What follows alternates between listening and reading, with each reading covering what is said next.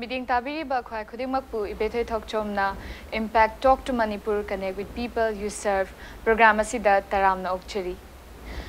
Iramdam asigi mapari mamum loising haithoi singthoibada awat palaite. Ngasisu adugum laba haithoi singthoraba mapari ama puduna lakchari. Mayamda sak takpagi tanja adu laujage Khangdrakpam Krishna Mohan Singh all the way from Kasar. Krishna Mohan bu khoi so Impact Talk to Manipur da taramna okchari. Tagachari tabiri effectively अखोगी अहमबसिदी शोंगी अइना मिंगबुदी पंजरे अदुबु brief self introduction अमतंग इमा बाबा इचलेना हुजिके के तोबिरी हॉबी के ओबिरी अदुना चिंगबा थंबी आइगी मिंगसे खंगजरपम Krishna Mohan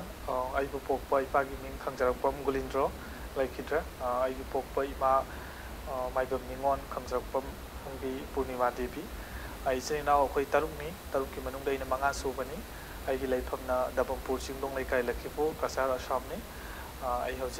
Assam University, Silchar, MA first semester tamsari. Okay, ado som se pickling aidagi adum ibase pamjari haina se tajare ka adu chahi kyamuk subadagi karamba thodongna or kanana inspire to waraga ibasi hawrakibano habdu thambi sum ibase thangai sengna khoiki karamba matamdagi igibano habdi exact aina class 6 from se tamakko matamda asum idi wakhanda कोई inning बगी वखलोन फाउकिबा अदुगा तसेंगना दि मतमदुगा आइनि इरिदो करिनो आई तसेंगना अदुगामना खंगजखिदे अदि अंगांग ओरिबा मतमनिना अदो कोइ जिसे college ता तमरपा मतमदा live फबा कोइ ओजा सिंग फंगनादुना कॉलेज की मैगजीन फोंबगी दमकता कोइ आर्टिकल पिखलाव हाइबा मतमसिगा आइना एसो nganguनेदा इकिबा सेलिंग गुमोरेंग गुमलै हैना पुथोगा पिगिबदा अबो नासो मैगजीन की दमकता जिसे कॉलेज की मदुना हानमनि आइदि इबगी खोंथांदा हाइजनी Okay, ado I somnasu khoi gi GC college sidasu oja kaya amasu thengna biraktu na ibagi lamsi da hena ino api ki haina su thambi go ado masi sina karamba oja ki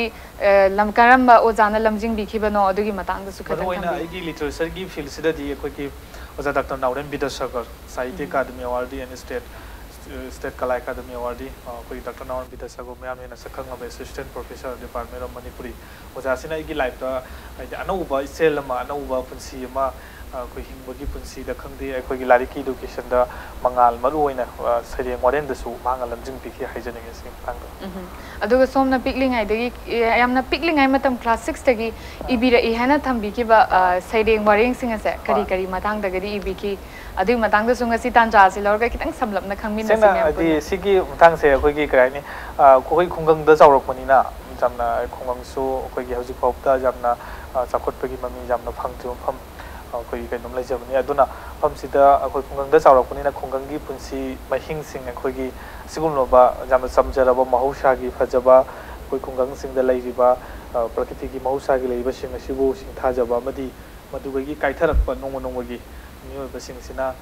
magi magi apapa thabak khangde job khangde khongang du lai ram ga phangra matung na nong nong sum thoga ka town gi कोई city की life तो सुन exist तो कि बा कोंगम नोंग नोंग की मुथरक पा माना पोंगना फम दो अदुगुम बदो ओइना मरो ओइना इना ब्रेन ड्रेन से यस दुमाइना तो गेना फजनी अदु सोमना याम पाम्बी की बस सैरेंग अमतंग असि बक्ता थमोय दगे इथिल दा अदुम येरगा लैबा अदुम चिंदगा लैतोन दगा दुम लैबा अमता सु खुदोल तंबी सेना सैरेंग से अतिम नो खक तो जगे पा पुंसी सैरेंग सगी ममिंग लाइकी सैरेंग लालिक सि फोंग की मतमदा कोई जावबने लेमाई कामरै लमाई दुदि Kaware ten ba ai kano pala ke last ki kano tueno ho punsi thongat piu polum marol nung dola na tin tharak pada narak ki hangoina sempak sabagum sajage punsi se o kaya to khoi tum loba angu na sungba haudei ki o punsi Okay, yam faze makha tarak pa sidi adugum laba phaza phaza ba sairing kya ama khudol tambi khraba matung asida songi sairing lari ke laba unagi isai sidai sida khoi gi kari kari award phangbi khre somna hoji phapuda adu singa award singa dusu amtang ning sing ai gi sareng gi lari ga sida maru oina ahan boina 2015 da sareng lari se phongja bane ai gi se 2015 sareng lari se phonglaba matung da ahan boina the patriotic writer from Imphal na कोई आराम मिबुंगल अमसुंग Vinod Kumar literary award आई की खोजम नाके मधुगी मतुंगदा कोई की Kamini Kumar gold medal one of the मसी से कोई की मणिपुर की लीडबा ꯑꯩꯈꯣꯏꯒꯤ ꯑꯦꯋꯥꯔꯗꯁꯤꯡꯒꯤ ꯃꯅꯨꯡꯗ ꯑꯃꯅꯤ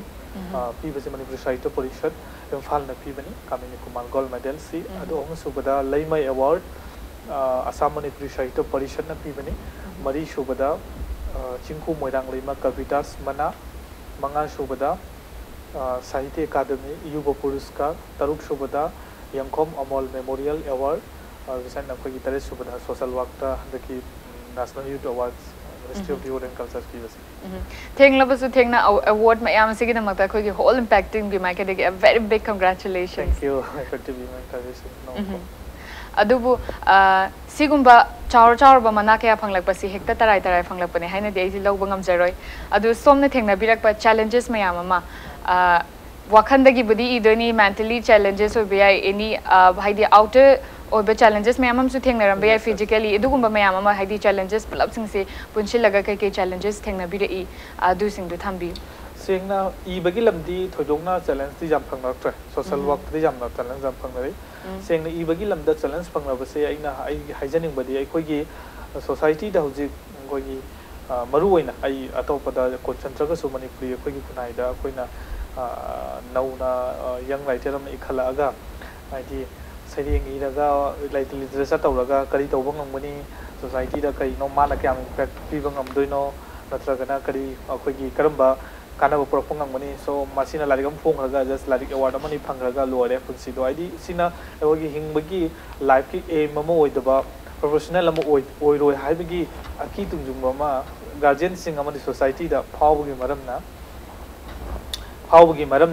अखोगी मरम अदुना अखोइदा आई चैचें क्या फंगे फंगबाइसे सोसाइटी ए सरियंग लारिगम फोंगे हाइदुना मा कैदौदोनो हाइबि दुगुमा क्वेश्चन सु मयाम अमा लाक्तब नते मयाम अमा लाई लाकुदि मरमना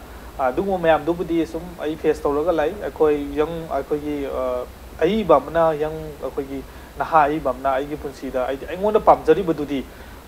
चैलेंज खंगदि एनी अइंगोंदा थेंगरकप सिंगदो आई साना सॉल्व तौनबा एंस मदो आईगी हॉबीनी आईगी कनोनी आईगी वखलोनी अदो अइना फोंगदोकपदा मदुइदुगा अथिंगबा कयामा आईदी चैनबा कयाम लागा सु मदो आई ngमनबा सुम मयाम अमा आई फेस तौरगा लाई ngसी सो फेस तौ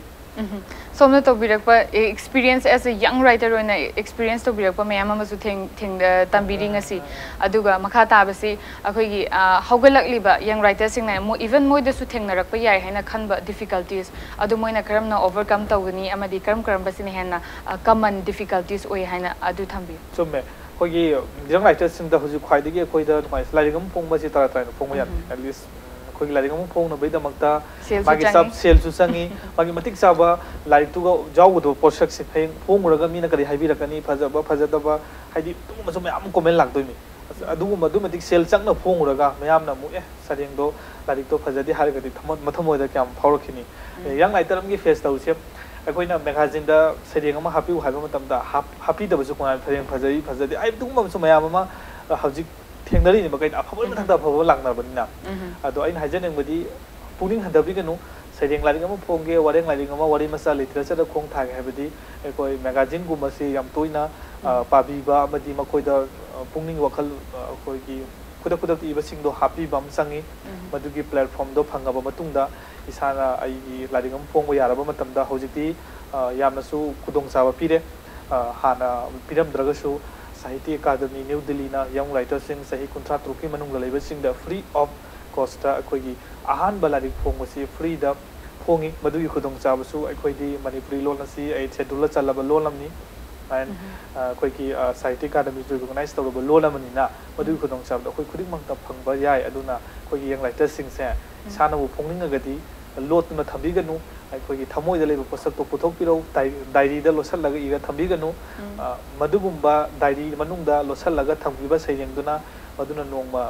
अखोगी फोंदोरक मतमदा फजबा रविन्द्रनाथ टैगोर दगी हेलोइदबा हाइबनिंगाई लेके societies would change so ngamba yes तो ngamba फादा हाइजनिंग Okay, do somna su magazine ke ka yam pa basi yam dakar oi haina su thambire ko ado song gi oina di magazine sida phone gi haina su thambire song gi hamba poem si ado karam ba sayeng na song gi ai han phone gi madu ning sing ba hafitang adum su khodol tambi aina class 12 tamba bujise college ke matam sa si matam siga nya sai magazine na song gi magazine gi edition du di kaure no adu wai ni sang ai sai ima gi tengtha haiba sayeng sai gi ahan man ima gi tengtha se ai gi ꯁꯤꯒꯤ ꯁꯩꯔꯦꯡꯁꯤꯅ ꯑꯩꯒꯤ ꯑꯍꯥꯟꯕ Manipuri G C college Manipuri ꯃꯁꯪꯒꯤ ꯐꯣꯡꯕ ꯅꯥꯆꯣꯝ ꯗꯤꯄꯥꯔꯠꯃꯦꯟꯗ ꯑꯗꯨꯒ ꯑꯩꯁꯤꯒ ꯑꯍꯥꯟꯕ ꯐꯣꯡꯈꯤꯕꯅ ꯍꯥꯏꯖꯅꯤꯡꯉꯤ ꯏꯃꯥꯒꯤ ꯇꯦꯡꯊꯥ Okay, imagi teng thasi ngasi su matiam tang khudol tambiyo maduda piningi ba gist message or direct saying du mak haiba mak na traga su saying mak dare ko imagi teng thasi ga ina han ba ina class 6 7 ka ma tumi gi ba saying na izugo nisingi ai kalim simdok khide achum han igi ba adum adum ai sana matam dugi feelings wakhal lon du hap ki matam dugi college ka ro ga feelings to kaisu change ta hon gi de ai dugo phau gi ba dai hap chagi saying ma exact pa dra su ma duga ina phongnung ni wakhal lon se ꯑꯩꯈꯣꯏ ꯍꯧꯖꯤꯛꯀꯤ ꯃꯇꯝꯗ ꯑꯩꯈꯣꯏꯒꯤ ꯃꯅꯤꯄꯨꯔꯤ ꯁꯣꯁꯥꯏꯇꯤꯗ ꯃꯅꯤꯄꯨꯔꯤ ꯂꯣꯟꯒꯤ ꯑꯩꯈꯣꯏ ꯃꯄꯥꯟ ꯃꯅꯤꯄꯨꯔꯗ face ꯇꯧꯔꯤꯕ ꯂꯣꯟꯁꯤ ꯅꯣꯡꯃꯩ ꯁꯤꯊꯔꯛꯄ ꯇꯝꯕꯤꯅꯤꯡꯉꯥꯏ ꯃꯤ ꯂꯩꯇꯕ ꯃꯦꯗꯤꯌꯝ ꯏꯟꯁꯇ꯭ꯔꯛꯆꯔ ꯂꯩꯔꯒ ꯁ꯭ꯀꯨꯜ ꯂꯩꯔꯒ ꯁꯥꯇ꯭ꯔ ꯂꯩꯁꯤꯜꯂꯛꯇꯕ ꯑꯣꯖꯥꯁꯤꯡꯒꯤ ꯃꯁꯤꯡꯅ ꯍꯦꯟꯒꯠꯂꯛꯄ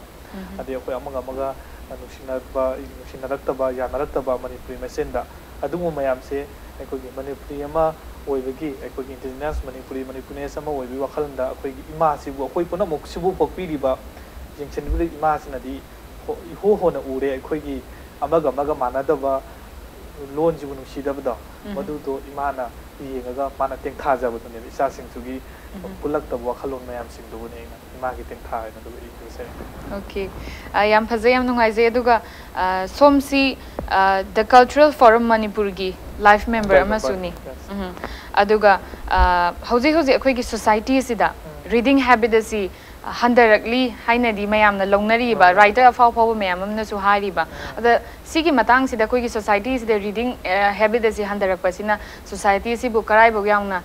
soitharak pa yai amadi sigi matang sida songi di kai mot phungdo sigi matang se koi gi tasengna ai gi knowledge ki matung ina ingonda phangjaba ko reading sumi masi se samok to su khud su pa ba gi pho se kara hanthare ab se masi akoi gi hauji globalization na phungak pa sai theng da mobile internet jamna paisa lakpa duna mokoi gi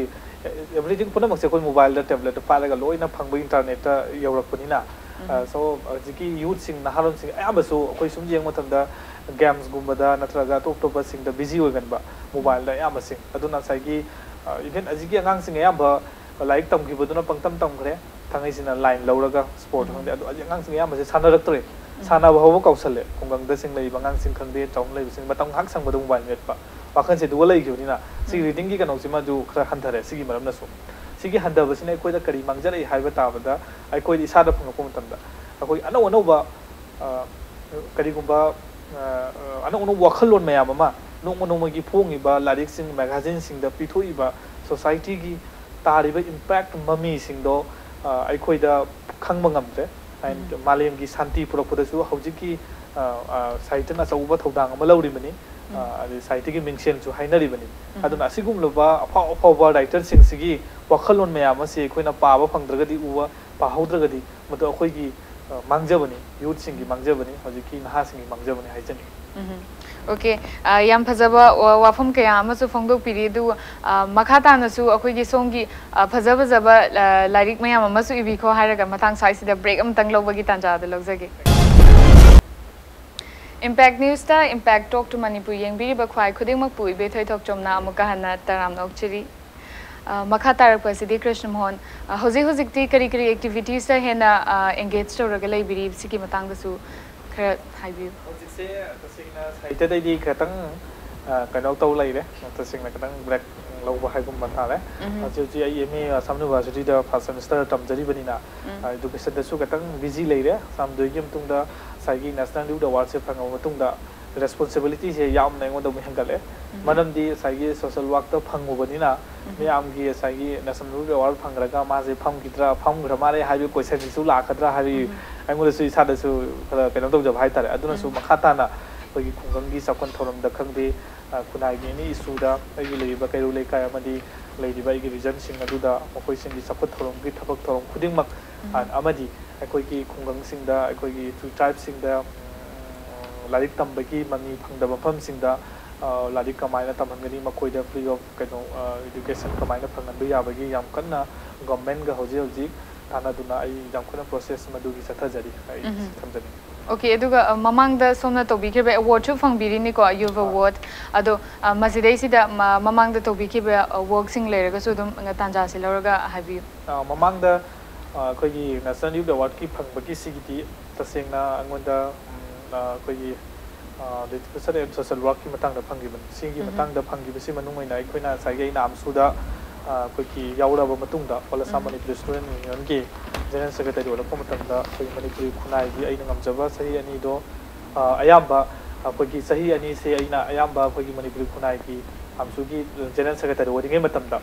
ꯑꯁꯨꯝ ꯑꯩ ꯑꯉꯝꯕ ꯑꯩ ꯊꯥꯛꯇ ꯁꯨꯝ ꯍꯣꯠꯅꯔꯝꯃꯤ ꯃꯇꯝꯗꯨꯒꯤ ꯁꯣꯁꯤꯌꯦꯜꯒꯤ ꯏꯁꯨ ꯂꯥꯛꯄꯁꯤꯡꯗ ꯑꯗꯩ ꯂꯣꯏꯅꯅ ꯑꯩ ꯉꯁꯥꯏ ꯍꯥꯏꯖꯈ꯭ꯔꯦ ꯑꯩꯈꯣꯏꯒꯤ ꯁꯣꯁꯥꯏꯇꯤꯗ ꯑꯩꯈꯣꯏꯒꯤ ꯈꯨꯡꯒꯪꯁꯤꯡꯗ ꯑꯩꯈꯣꯏꯒꯤ ꯁꯣꯟꯊꯗꯨꯅ ꯂꯩꯍꯧꯔꯕ ꯏꯗꯨꯀꯦꯁꯟꯒꯤ ꯃꯃꯤ ꯇꯥꯕ ꯐꯪꯗ꯭ꯔꯤꯕ ꯃꯐꯝꯁꯤꯡꯗ ꯀꯔꯝ ꯍꯥꯏꯅ ꯃꯈꯣꯏꯁꯦ ꯏꯗꯨꯀꯦꯁꯟꯒꯤ ꯃꯃꯤ ꯐꯪꯍꯟꯒꯅꯤ ꯒꯚꯔꯟꯃꯦꯟꯠꯒ ꯄꯨꯜꯂꯒ ꯑꯦꯟ ꯑꯩꯈꯣꯏꯒꯤ ꯅꯤꯁꯥꯅ ꯊꯨꯝꯍꯠꯇꯨꯅ ꯂꯩꯔꯕ ꯑꯩꯈꯣꯏꯒꯤ ꯁꯣꯁꯥꯏꯇꯤꯗ ꯂꯩꯔꯤꯕꯁꯤꯡ ꯑꯗꯨ ꯀꯔꯝ ꯍꯥꯏꯅ ꯃꯈꯣꯏꯗꯒꯤ ꯀꯟꯕ ꯉꯝꯒꯅꯤ ꯑꯦꯟ ꯂꯥꯏꯔꯕꯁꯤꯡꯒꯤ ꯄꯨꯟꯁꯤꯁꯤꯡꯗꯒꯤ ꯑꯩꯈꯣꯏ ꯀꯃꯥꯏꯅ ꯈꯨꯡꯒꯪꯁꯤꯡꯗ ꯂꯝꯕꯤ ꯊꯣꯡ ꯆꯥꯎꯈꯠꯇ꯭ꯔꯕ ꯀꯌꯥꯁꯤꯡ ꯊꯣꯡ ꯁꯥꯕꯤꯗꯕ ꯁꯤꯒꯨꯝꯕ ꯄ꯭ꯔꯁꯟ ꯃꯌꯥꯝ ꯂꯩ ꯁꯤꯒꯨꯝꯕ ꯃꯌꯥꯝꯁꯤꯡꯁꯦ ꯍꯧꯖꯤꯛ ꯍꯧꯖꯤꯛ ꯑꯩ ꯐꯥꯏꯠ ꯇꯧꯔꯤ ꯍꯥꯟꯅꯁꯨ ꯐꯥꯏꯠ ꯇꯧꯔꯒ ꯂꯥꯛꯏ ꯁꯤꯒꯨꯝꯕ ꯂꯝꯕꯤ ꯃꯌꯥꯝꯁꯦ ꯍꯧꯖꯤꯛꯁꯨ ꯑꯩ ꯆꯠꯊꯔꯤ ꯍꯥꯏꯖꯅꯤꯡꯉꯤ ꯁꯣꯝꯒꯤ ꯍꯧꯖꯤꯛ ꯍꯧꯖꯤꯛ ꯐꯥꯏꯠ ꯇꯧꯔꯤꯕꯁꯤꯁꯨ ꯃꯥꯏ ꯄꯥꯛꯄ ꯑꯃ ꯑꯣꯏꯕꯤꯔꯛꯎ ꯍꯥꯏꯅꯁꯨ ꯊꯝꯖꯒꯦ ꯑꯗꯨꯒ ꯑꯩꯈꯣꯏꯒꯤ ꯂꯥꯏꯔꯕ ꯏꯃꯨꯡꯗ ꯍꯥꯏꯒꯗ꯭ꯔꯥ ꯃꯁꯤꯁꯤꯅ ꯑꯦꯖꯨꯀꯦꯁꯟꯕꯨ ꯅꯥꯊꯩꯔꯛꯂꯤꯁꯤ ꯃꯣꯏꯒꯤꯁꯨ ꯆꯦꯂꯦꯟꯖꯦꯁ ꯃꯌꯥꯝ ꯑꯃ ꯐꯦꯁ ꯇꯧꯕꯒꯤꯅꯤ ꯍꯥꯏꯅꯁꯨ ꯊꯝꯖꯒꯦ ꯑꯗꯨꯒ ꯑꯦꯖ ꯑ ꯁꯣꯁꯤꯌꯦꯜ ꯋꯥꯔꯀꯔ ꯑꯣꯏꯅ ꯉꯁꯤꯒꯤ ꯌꯦꯡꯕꯤꯔꯤꯕ ꯃꯌꯥꯝ ꯃꯔꯛꯁꯤꯗ ꯑꯦꯖꯨꯀꯦꯁꯟꯁꯤꯗ एजुकेशन खितंग नाथैरग लेरब कांगुसिंग एजुकेशन सी तंबियो हाइनबगिदमक्ता सोमना करी करी वाफम थंबिनिंगे अदुगी मतांग द खथंबि आइना हौजी रिसेंट आई खनी आइगी फेसबुक पोस्ट तसु आइना हाइजगिबने आइना ngang ani khak tha amumgi mamang ta 14 amna 10 years amna 9 years ngang ani khak mokoi se bikhani balai आइदी स्कूल की तंबा मतम क्लास एलपी स्कूल तमो पंगांग सिंगना बिखानी बलाक पाइसे रेली एंगोदा जामना थमोय सोकबा हाइगद्रा नत्र कय नगा अनि जाइना खुदक डिस्ट्रिक्ट एडमिनिस्ट्रेशन दा फोन तौरगा एसएससी की कनो सिंग सिने अंगा अनि से थु मतमदा डिस्ट्रिक्ट की ओइबा मदि गवर्नमेंट पीरिबा खुदोंग साबदो पिबिउ मखोइदा मखोइना करि मनमगी हौजी बिखानी बेगी चांस लेति हाइबा से प्रोसेस खुदक गवर्नमेंट से मदो एक्शन लखोलगा अंगा अनि से रेसिडेंसी स्कूल दा अंगा अनि से एडमिशन तौदुना फ्री ऑफ एजुकेशन फंगनगेब मसिगैसे गा इन हाइजनिंग से अदो आई सामक्सु अंगांग सिंग सिगी मयुम द ममा मपा उनबा चले आइन हाइ करी मनंग नो अंगांग नि सिना कोइना बिखानी बा थाइना से यस फैमिली प्रॉब्लम ओइदगरि कैसु अंगांग नि थारोइबा अदु इसी मतंग से इन हाइजनिंग से ममा दो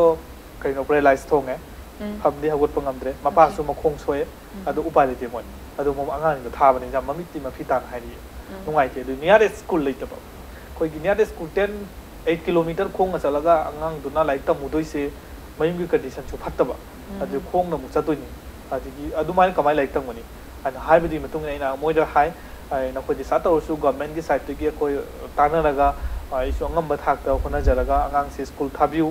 नखोगी मथौ ताबदो हजिति फ्री लोइना खोगी मिड डे मील लेइ अंगांग सिंगी चाबा थपा फैसिलिटी फदना पीरी अंगांग सिंग लाइक तमहौदबा हाइबसि तुंगी मिरोलदा सुम सोन्थदनो लेहौगदमनि हजिति मियोइबा कया से चौखटपदा लमजेन तानरिबनी अदुगा कोइ हौजिक फोबा एजुकेशन की मंगान फंगदबा हाइबसे कोइ साथिना कोइ सादा कोइ खंगना कोइ की कानथोकपनी हैना लौजगनी हाइना मखोइ सिंग दैना फजना बुजाइ दुना हौजे अंगांग अनि से लाइक तमखरे मखा ताबा हाइरिबा आइगी खुंगम सिगी हाई स्कूल अमा लेतब फम सिंगसे आइना हौजी गवर्नमेंट गा ताना दुना हाई स्कूल अमा डिमांड एंड एमई स्कूल अम पिउ 10-15 किलोमीटर मखोइ खोंग चगा लाइक तमबसे असिगे मनना चाइल्ड लेबर एंड मैरिज कोई चाइल्ड मैरिज लुहोंग याम थीना हेले मरम अदुना मसीदा करिगुंबा high school and ME school अमा नियरेस्ट मखोइदा थंबिरगदी सोइदनमकी मखोइदा लाइक तंबगी एजुकेशन की मंगान हेंगलकनी हाइबदुना गवर्नमेंट नसु थाजब पिदुना अथु मतमदा मदो सोइदनगी सानगनी हाइबगी थाजबसु पिरखि एसी थमजनी याम फजबा अखोइगी थागतनिंगा ओबा थबक अमनी हाइनासो थमजगे मतांग साइसिदा अदुगा हौजिक्सी साहित्य की नाकन साहित्य की लमदगी दे हाफिट खितंग थैदौरे हाइनासु थंबिरेको अदो सोशल वर्क तसु हेना एंगेज तौरगा लैबिरी अदुगा हौजिक हौजिक लैरिबा सोसाइटी की कंडीशन असिदा याम चुमी सोमना हाइबिबा अखोइगी future pillar of the nation अंगांग मचा मयाम असिबु सेमबसी यामना मथौ ताइ अदो मसिदैसिदा मियामना लौबा याबा रोल बेसिक रोल हाइदि थवोइना मी अमना तौरिबा मथौदुदगी हेक्ता काइथोगा मक लौबा मक नत्रसु मी अमना मागी मथौ अमा तौना करम करम बेसिक रोल सि लौबा याइ हाइना थंबिनी सि मतंगदा कोइना साइगे हाबदो खुसु मी यामनसु कोइगी मी अमना मी मतेंग पांगबसे त सागी थबक काइथोगे त पांगबा यापन अदुबु मिनुंग सि हाइबम लै आई लाइक तमे हारगा आइगी लेकाइदा आइगी थंगनाबा युमना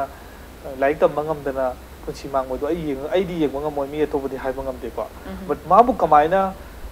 ꯑꯩꯅ ꯉꯝꯕ ꯊꯥꯛꯇ ꯃꯇꯦꯡ ꯄꯥꯡꯕꯤꯗꯨꯅ ꯑꯩꯒꯤ ꯀꯩꯔꯣꯏ ꯂꯩꯀꯥꯏ ꯑꯩ ꯆꯥꯎꯈꯠꯄ ꯍꯥꯏꯕꯁꯤ ꯑꯩ ꯊꯟꯅ ꯆꯥꯎꯈꯠꯄ ꯌꯥꯗꯦ ꯑꯩꯒꯤ ꯀꯩꯔꯣꯏ ꯂꯩꯀꯥꯏ ꯑꯩꯒꯤ ꯈꯨꯡꯒꯪ ꯑꯃꯗꯤ ꯑꯩꯒꯤ ꯅꯦꯁꯟ ꯃꯊꯪ ꯃꯊꯪ ꯂꯥꯛꯇꯣꯏꯅꯦꯕ ꯑꯗꯨ ꯁꯤꯒꯤ ꯂꯥꯛꯅꯕꯒꯤꯗꯃꯛꯇ ꯑꯩꯈꯣꯏꯁꯦ ꯈꯤꯇꯪ ꯏꯁꯥꯅ ꯁꯦꯀ꯭ꯔꯤꯐꯥꯏꯁ ꯀꯠꯊꯣꯛꯄ ꯍꯥꯏꯒꯗ꯭ꯔꯥ ꯀꯩꯅꯤ ꯃꯤꯑꯣꯏꯕ ꯈꯨꯟꯅꯥꯏꯅꯤ ꯑꯩꯒꯤ ꯋꯥꯈꯜꯂꯣꯟꯅꯤꯀꯣ ꯑꯩꯈꯣꯏ ꯄꯨꯝꯅꯃꯛꯁꯨ ꯅꯣꯡꯃ ꯂꯣꯏꯅ ꯃꯐꯝ ꯑꯃꯗ ꯍꯟꯈꯤꯗꯣꯏꯅꯤ ꯃꯐꯝ ꯑꯃꯗꯒꯤ ꯂꯥꯛꯏꯕꯅꯤ ꯑꯗꯨꯅ ꯑꯩꯈꯣꯏ ꯈꯤꯇꯪ ꯀꯠꯊꯣꯛꯄꯁꯤ ꯆꯪꯉꯦ ꯍꯥꯏꯗꯤ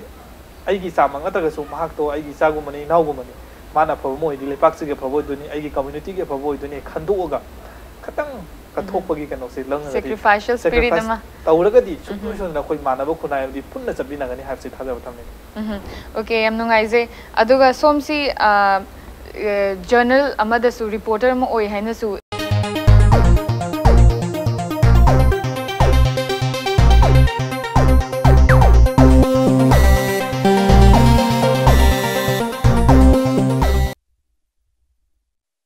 ꯍꯥꯟꯅ ꯑꯣꯏꯔꯝꯕ ꯑꯣꯀꯦ ꯑꯗꯨꯗꯤ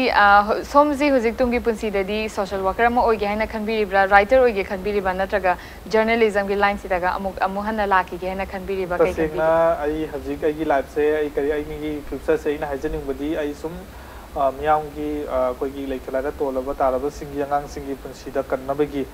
ꯃꯈꯣꯏꯁꯤꯡꯗ ꯏꯗꯨꯀꯦꯁꯟ ꯐꯪꯅꯕꯒꯤꯗꯃꯛꯇ ꯌꯥꯝ ꯀꯟꯅ ꯍꯣꯠꯅꯖꯒꯦ ꯑꯃꯇꯪ ꯇꯨꯡꯗꯁꯨ ꯍꯣꯠꯅꯖꯒꯦꯅ ꯈꯜꯂꯤ ꯑꯗꯨꯒ ꯑꯩꯈꯣꯏꯒꯤ ꯏꯕꯒꯤ ꯂꯝꯕꯤꯁꯤꯗꯤ ꯃꯁꯤꯗꯤ ꯀꯅꯥꯁꯨ ꯊꯤꯡꯕ ꯉꯝꯃꯣꯏ ꯑꯩꯅ ꯍꯦꯛ ꯐꯥꯎꯔꯛꯄꯗꯗꯤ ꯑꯁꯨꯝ ꯏꯒꯔꯦ ꯈꯜꯂꯤꯀꯣ